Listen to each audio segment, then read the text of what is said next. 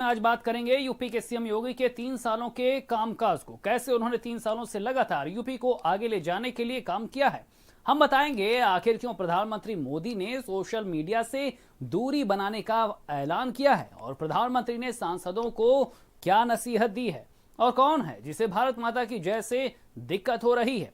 आजम पर आफतों की मुश्किलें क्यों बढ़ती जा रही हैं। यूपी में अब सावधानी ही बचाव कैसे बनेगी, जब स्वास्थ्य मंत्री ने ऐलान कर दिया है कि जानलेवा कोरोना यूपी में आ चुका है।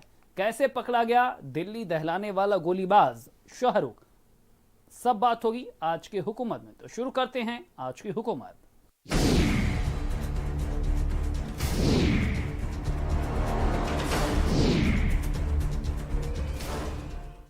प्रधानमंत्री नरेंद्र मोदी ने ट्विटर पर यह कहकर सबको चौंका दिया है कि वो विचार कर रहे हैं कि रविवार को social media platform Twitter, Facebook को छोड़ रहे हैं। वो ऐसा क्यों कर रहे हैं, इसके पीछे उनकी क्या मंशा है, जानने के लिए देखिए ये रिपोर्ट।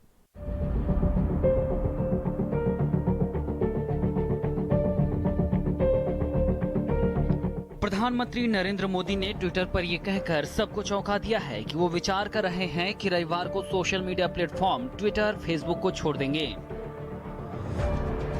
उन्होंने लिखा, फेसबुक, ट्विटर, इंस्टाग्राम और यूट्यूब पर इस रविवार को सोशल मीडिया अकाउंट छोड़ने की सोच रहा हूं। पीएम मोदी सोशल मीडिया में काफी लोकप्रिय और सक्रिय भी हैं। पीएम मोदी अमेरिकी राष्ट्रपति डोनाल्ड ट्रंप के बाद ट्विटर पर सबसे ज्यादा फॉलो किए जाने वाले वैश्विक नेता हैं। To the American people and to the Indian people, that Prime Minister Modi and I are world leaders in social media. Social media पर प्रधानमंत्री के फॉलोअर, ट्विटर पर 5.5 करोड़ 33 लाख फॉलोअर, फेसबुक पर 4 करोड़ 4 लाख फॉलोअर हैं, इंस्टाग्राम पर 3 करोड़ 52 लाख फॉलोअर्स हैं।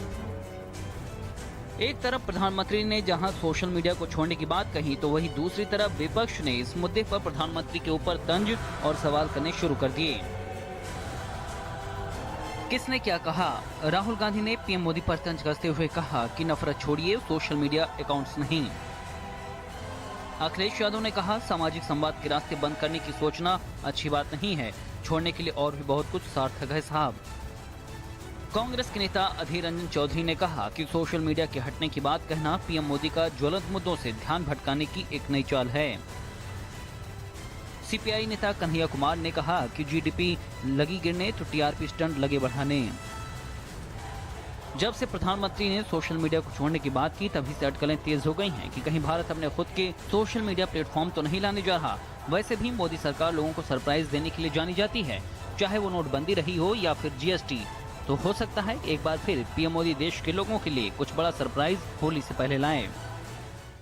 उनका एक एक कदम नफरत फैला रहा है और उससे हिंसा भड़क रही है। शांति स्थापित करनी है तो बीजेपी का आईटी सेल और उनके जो ट्रोल आर्मी है उसे वो बंद करें, प्रेम सद्भाव की बात करें तो हम उनको मानेंगे। तो कभी सोशल मीडिया पर रहा ही नहीं, आज तक न रहूंगा। इसलिए प्रधानमंत्री अगर नहीं रहना चाहते हैं तो ये उनके मन की बात है। अब प्रधानमंत्री मोदी का फैसला चाहे जो हो, फिलहाल सियासत को करीब से जानने वाले ये भी अटकलें लगा रहे हैं कि हो सकता है बीजेपी सरकार में नंबर 2 अमित शाह को प्रमोट करने के लिए भी प्रधानमंत्री ये फैसला कर रहे हो, क्योंकि 2019 में सत्ता में वापसी के बाद से हर बड़े फैसले में अमित शाह प्रधानमंत्री मोदी के साथ ही मजबूती से खड़े दिखाई देते हैं। ब्यूरो रिपोर्ट, भारत समाचार। प्रधानमंत्री मोदी ने 8 तारीख को एक ट्वीट किया जिसमें कहा कि वो सभी तरह के सोशल मीडिया अकाउंट से अलग हो रहे हैं। इसके बाद से तमाम कयास आराइयां लगाई जा रही हैं। अगर 8 तारीख की बात किया जाए तो 8 मार्च को रविवार है और विश्व महिला दिवस भी इसी दिन मनाया जाता है। तो हो सकता है कि प्रधानमंत्री मोदी महिलाओं को अपना सोशल मीडिया अकाउंट समर्पित करने की बात कर रहे हों। फिलहाल जो भी हो मगर लेकिन प्रधानमंत्री मोदी के ट्वीट ने सियासी हलचल जरूर मचा दी है। कैमरा पर्सन राहुल के साथ अवैध उस्मानी, भारत समाचार, दिल्ली। प्रधानमंत्री नरेंद्र मोदी ने बीजेपी संसदीय दल की बैठक में विरोधियों पर जमकर निशाना साधा। बिना नाम लिए नरेंद्र मोदी ने पूर्व पीएम मनमोहन सिंह पर हमला बोला। मोदी ने कहा कि कुछ लोग देश के बारे में नहीं बल्कि सिर्फ दल के बारे में सोचते हैं। रिपोर्ट देखिए।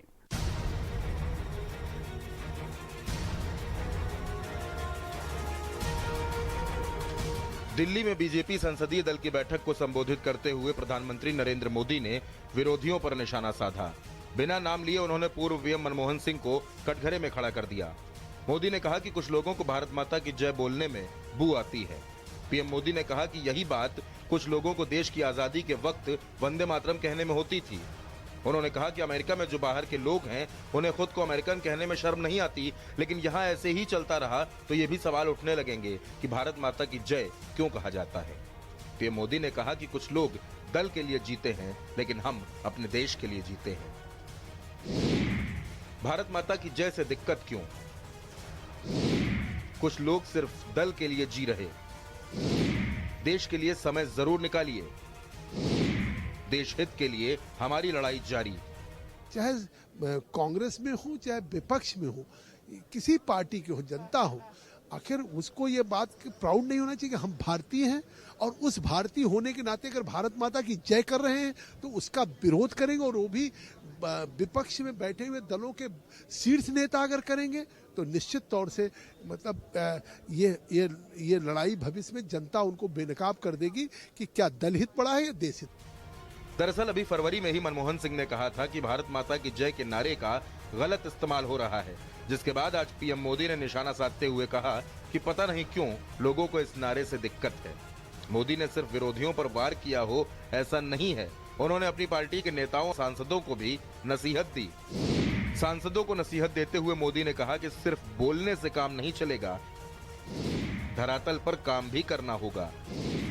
देश हित में सबको अपना सहयोग देना चाहिए और शांति और एकता के लिए काम करें।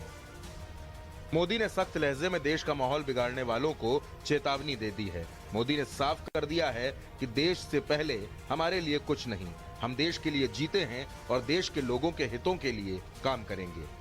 ब्यूरो रिपोर्ट, भारत समाचार। फर्जी दस्तावेज मामले में जेल से कोर्ट और कोर्ट से जेल के चक्कर काट रहे आजम खां पर एक नई मुसीबत ने दस्तक दे दी। मंगलवार को भी वो सीतापुर जेल में परिवार के साथ पेशी पर रामपुर आए थे, जहां उनकी जमानत याचिका कोर्ट ने खारिज कर दी थी। अब एक नई मुसीबत उनके इंतजार में मुंबई खड़ी है। क्या है आजम पर आई नई आफत और क्यों है मुश्किल में फिर से आजम, इस रिपोर्ट में देखिए।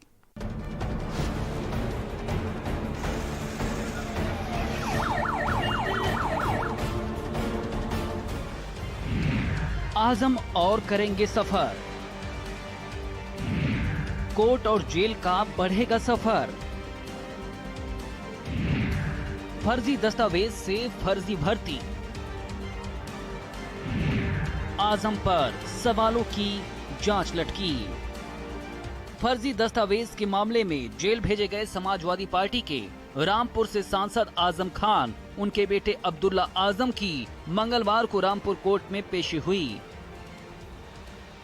सुबह करीब 7:30 बजे तीनों नेताओं को सीतापुर जेल से कड़ी सुरक्षा में रामपुर लाया गया था।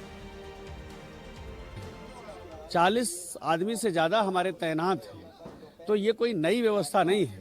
इसको रैंडम चेकिंग हम करते हैं। ये अलग बात है कि जिस दिन कोई बड़ी बात होती है तो उस दिन आपको नजर आता है। 2 मामलों में जमानत प्रार्थना पत्र पर सुनवाई होनी थी, जिसमें एक मामला जो था वो 2 जन्म प्रमाण पत्र को लेकर था और दूसरा मामला शत्रु संपत्ति को लेकर था। जो सुनवाई हुई, जो मैडम तंजीन फातिमा है, उनकी जमानत अर्जी पर सुनवाई हुई थी आज, और सुनवाई वही पूरी नहीं हो पाई है। 7 तारीख जो दोनों मामलों में लगाई गई है। और अब्दुल्ला आजम की जो एकेडमिक के जो सारे सर्टिफिकेट हैं उसमें डेट अलग थी, 93 थी, और इन मामलों में 1990 का जन्म प्रमाण पत्र बनवाया गया था। इस मामले में सुनवाई होने के बाद में जमानत प्रमाण पत्र खारिज कर दिया गया। एक तरफ फर्जी दस्तावेज मामले में आजम खान पेशी पर जा रहे थे, तो दूसरी तरफ सपा सरकार में सिंचाई विभाग के मंत्री रहते हुए जल निगम में हुई जेई और क्लर्क की भर्तियों को कैंसिल कर दिया गया। विज्ञापन के समय से ही भर्तियों को शून्य माना गया है। जल निगम में भर्ती निरस्त, 2016 में हुई थी भर्ती। जेई के 853 पद निरस्त, लिपिक के 335 पद भी निरस्त। पेपर में हुई थी धांधली। जल निगम भर्ती घोटाले की जांच कर रही एसआईटी टीम ने इस मामले में आजम खान को मुख्य आरोपी बना रखा है और अब भर्ती कैंसिल होने के बाद एसआईटी इस मामले में भी कोर्ट में चार्जशीट दाखिल करेगी। तो एक बार फिर से आजम खान की मुश्किलें बढ़ना भी तय हो गई हैं। ब्यूरो रिपोर्ट, भारत समाचार।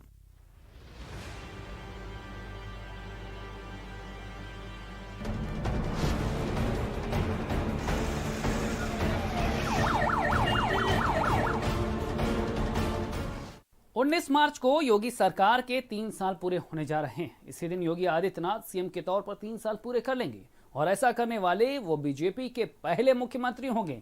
इन 3 सालों में सीएम ने प्रदेश के विकास को कितनी धार दी है, इस रिपोर्ट में देखिए। मैं आदित्यनाथ योगी ईश्वर की शपथ लेता हूं कि मैं विधि द्वारा स्थापित भारत के संविधान के प्रति सच्ची श्रद्धा और निष्ठा रखूंगा।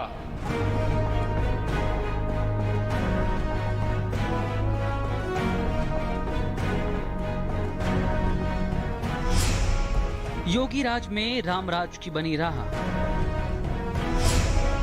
न्यू यूपी में चौतरफा विकास, पूर्वांचल से बुंदेलखंड तक बदलाव की बयार, यूपी की तेजी से बदली पहचान, खुशहाली की ओर महिला, व्यापारी, युवा और किसान।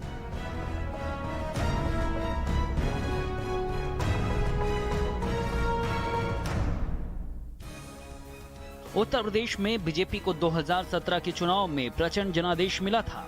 बीजेपी गठबंधन ने 403 सीटों में से 325 सीटें जीतकर सूबे में 14 साल की सत्ता के वनवास को खत्म किया था और मुख्यमंत्री का ताज योगी आदित्यनाथ के सिर सजा था। भारत के संविधान के प्रति सच्ची श्रद्धा और निष्ठा रखूंगा। यूपी की सत्ता की जिम्मेदारी मिलते ही योगी आदित्यनाथ ने सबसे पहले उन वादों को पूरा करने पर जोर दिया जिसके चलते उन्हें सत्ता मिली थी। अवैध खनन पर रोक लगाई, नई नीति बनाई, अवैध बूचड़खाने पर नकेल कसी, मनचलों के खिलाफ एंटी रोमियो स्क्वाड का गठन, किसानों को कर्ज माफी का तोहफा, कानून व्यवस्था पर लगाम के लिए एनकाउंटर, बिजली व्यवस्था में सुधार, गन्ना किसानों को भुगतान।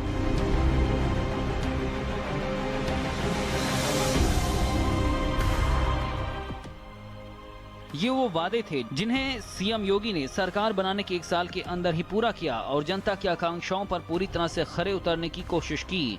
साथ ही प्रदेश को अंतर्राष्ट्रीय स्तर पर पहचान दिलाने के लिए भी सीएम योगी लगातार काम करते नजर आए। योगी जी का कार्य ऐसा है जिससे कि आज देश में, आज अपने प्रदेश में के अंदर शांति भी है, कानून व्यवस्था पे भी इन्होंने काबू किया है, शिक्षा को भी आगे बढ़ाया, चिकित्सा भी बढ़ाई और सबसे बड़ी बात है स्वास्थ्य पे और गन्ना भुगतान हम लोगों ने किए। गन्ना के किसानों को, आज किसान हो चाहे हर तरफ से जो है उन्होंने पूरे कार्य को सही किया। 2018 प्रयागराज महाकुंभ का आयोजन, अयोध्या में दीपावली का भव्य आयोजन, 2018 इन्वेस्टर्स समिट का आयोजन, 2019 ग्राउंड ब्रेकिंग सेरेमनी का आयोजन, 2019 डिफेंस एक्सपो का सफल आयोजन। सीएम योगी आदित्यनाथ ने अपने कार्यकाल में हर तरह से यूपी को आगे ले जाने का प्रयास किया कि वो सूबे के पहले मुखिया हैं जिन्होंने अपने कार्यकाल के 2 वर्षों में ही प्रदेश के सभी 75 जिलों का दौरा करके रिकॉर्ड बनाया था। तो ही अब वो एक और रिकॉर्ड बनाने के लिए आगे बढ़ते नजर आ रहे हैं। वो है सबसे ज्यादा समय तक बीजेपी के लिए सीएम बने रहने का रिकॉर्ड।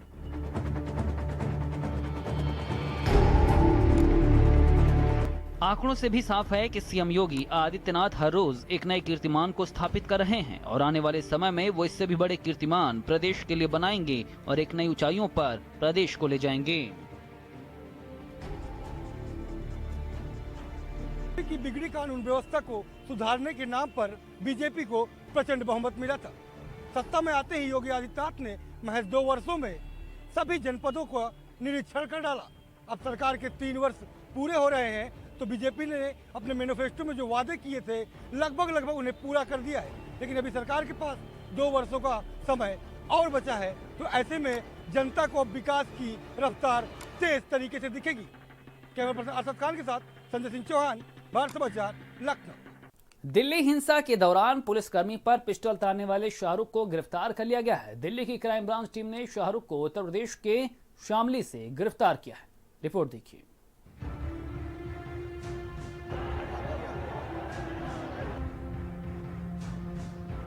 ये दिल्ली की जाफराबाद रोड है और इस गोली चलाते शख्स को तो आप बीते कई दिनों से टीवी पर देख ही रहे होंगे। ये वही दहशतगर्द युवक है जिसने दिल्ली के सिपाही के ऊपर बंदूक तानी थी।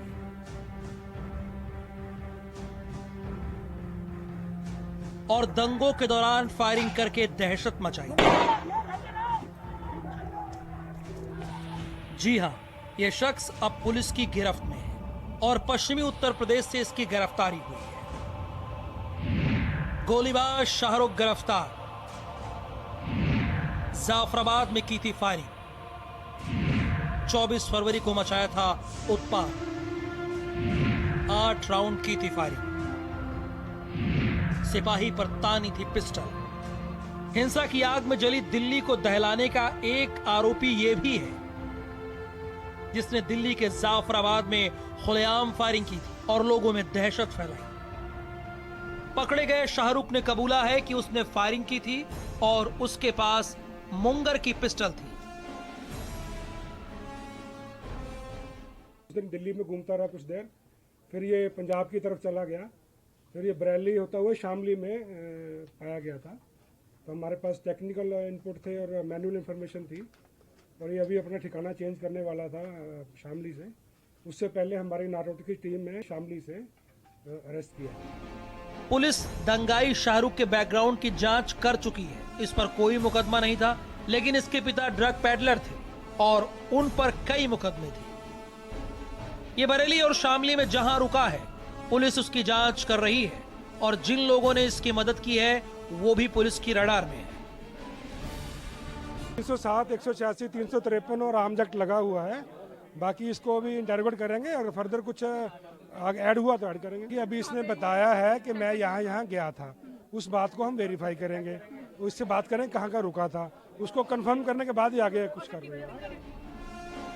फिलहाल दिल्ली पुलिस ने शाहरुख को रिमांड पर लेकर पूछताछ करेगी और दिल्ली में आग फैलाने वाले के और भी आरोपी बेनकाब होंगे। दिल्ली से भारत समाचार के लिए आवेश उस्मानी की रिपोर्ट।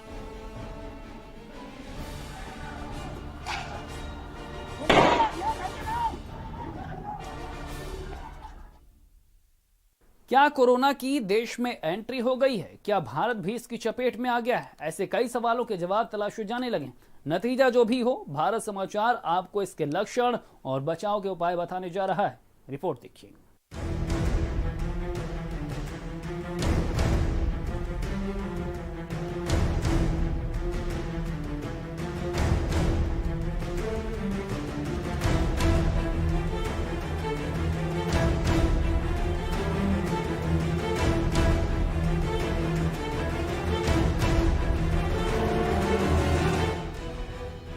सावधान सावधान सावधान।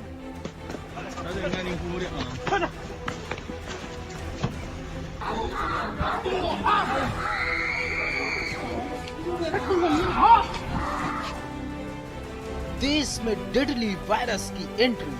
देश में कोरोना वायरस के 2 पॉजिटिव केस। जी हां, चीन से होते हुए चीन समेत पूरी दुनिया में खौफ का पर्याय बन चुके कोरोना वायरस दुनिया के 60 देशों में पहुंच चुका है।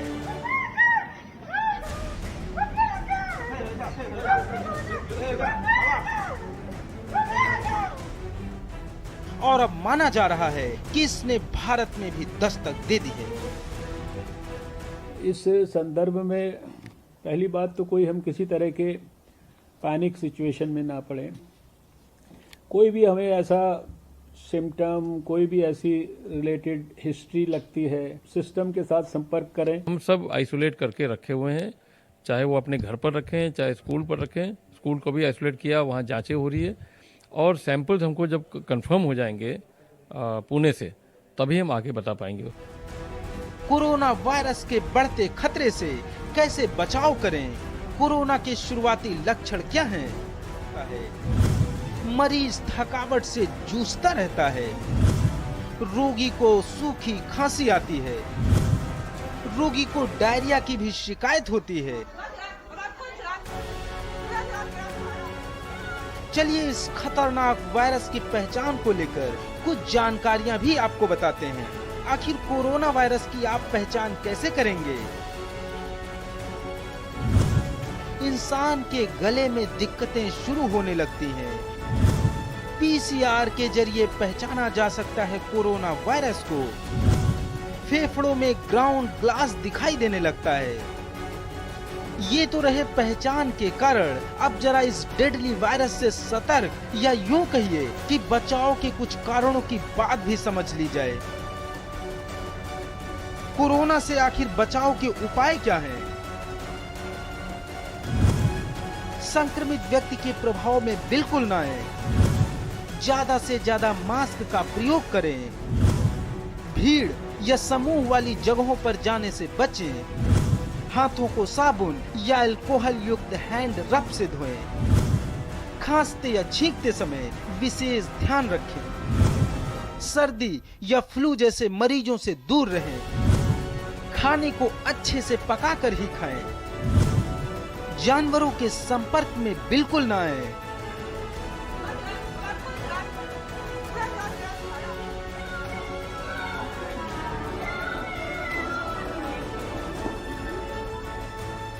बहरहाल कोरोना वायरस से बचने के लिए सावधानी ही बरतनी है। इसको लेकर फैलाई जा रही अफवाहों से सावधानी बरतने की बहुत ही जरूरत है ताकि हम और आप सुरक्षित रह सकें। ब्यूरो रिपोर्ट, भारत समाचार।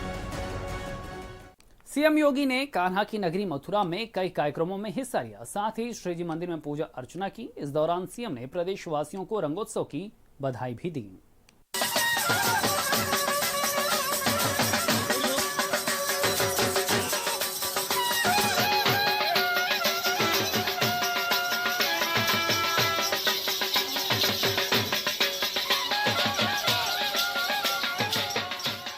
होली भले ही 10 मार्च को खेली जाएगी, लेकिन मथुरा में आज ऐसा लगा कि होली आ गई है। बोलिए राधा कृष्ण की, राम राजा सरकार की। राम राजा सरकार, राम राजा सरकार। ओ बीरा में दैयो सहारो। राम राजा सरकार, राम राजा सरकार, राम राजा सरकार, राम राजा सरकार। तेरा में दैयो सहारे। प्रदेश के मुखिया योगी आज मथुरा दौरे पर रहे, जहां उन्होंने श्री जी मंदिर पहुंचकर दर्शन किए और माताजी गौशाला में अस्पताल का उद्घाटन भी किया। सीएम योगी ने राधा बिहारी इंटर कॉलेज में रंगोत्सव महोत्सव में भी शिरकत की और प्रदेशवासियों को बधाई भी दी। 5000 वर्षों में बिना किसी सरकार के सहयोग के, बिना किसी अन्य सहयोग के, यहाँ की श्रद्धा में, यहाँ की भक्ति में श्री राधा श्री कृष्ण का वास हो गया। सीएम ने बांके बिहारी के दर्शन किए। सीएम ने कहा कि सौभाग्य से राधा रानी के दर्शन मिले। हमारी संस्कृति बेहद मजबूत है। सीएम का साधु संतों ने स्वागत किया। सीएम ने पूजा करने के बाद पर्यटक सुविधा केंद्र का भी उद्घाटन किया। सीएम ने ऐलान किया कि अब गौ माता कसाई खाने नहीं जाएंगी, बल्कि देश में दूध की नदियां बहेंगी। यानी ऐसे लगता है जैसे भगवान ने सैकड़ों वर्षों के सारे कार्यों का समाधान मोदी जी के और मेरे ऊपर दे दिया हो कि हम लोग ही इन समस्याओं का समाधान करके निकले आए। देखते देखते 500 वर्षों की समस्या का समाधान एक झटके में हो गया। अयोध्या में भगवान राम के मंदिर के निर्माण का मार्ग प्रशस्त हो गया। हम लोग अगर MDH का किचन किंग किचन में हो तो हम सब कुछ बना सकते हैं। Veg pulao, palak paneer kofta, mix vegetable, मटर पनीर और भी बहुत कुछ। वाओ, ये तो मैं